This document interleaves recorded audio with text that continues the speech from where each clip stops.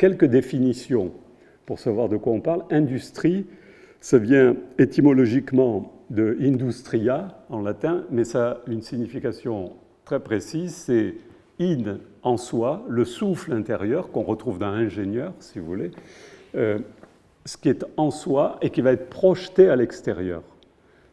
Struere en latin, ça veut dire construire. Donc c'est le génie intérieur, si vous voulez, ou le souffle, projeté, réalisé, le passage à l'action, c'est-à-dire c'est le lien entre, si on veut, la formalisation, la conception et l'action, la main pensante ou le cerveau agissant, si vous voulez. Ce terme a ensuite...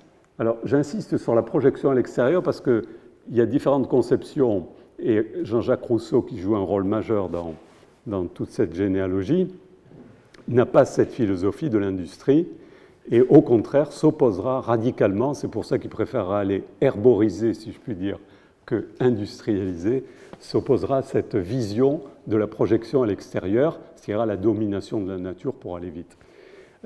Et donc, il y a des évolutions dans la signification. Au XVIe siècle, ça commence à dire production, ça signifie aussi métier à partir du XVIe siècle, et puis surtout au XVIIIe, tous les sens qu'on utilise aujourd'hui sont là, c'est-à-dire le sens premier, habileté, savoir-faire, invention, le deuxième lié à la production de richesse, et le troisième lié à l'entreprise industrielle, qui est le terme qu'on emploie le plus couramment aujourd'hui. Alors, religion industrielle, c'est une formule qui est essentiellement diffusée par Gunther Anders dans L'obsolescence de l'homme, qui est un grand livre d'ailleurs sur la question du progrès, justement.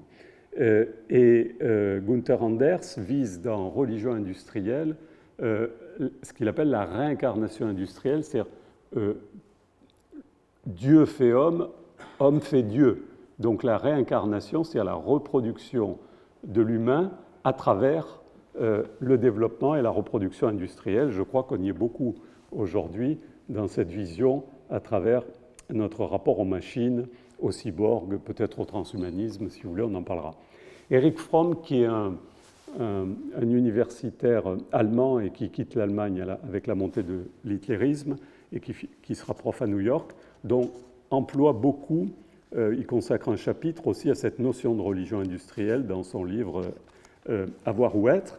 Et puis alors, celui qui m'a le plus inspiré, plus immédiatement, c'est Pierre Legendre, qui est un juriste psychanalyste, bon, une œuvre assez complexe mais très riche, donc j'en cite, et qui traverse cette notion de religion industrielle, traverse toute son œuvre, qui dit, voilà, je cite une phrase parmi d'autres, l'industrie se répand inévitablement sur le mode religieux.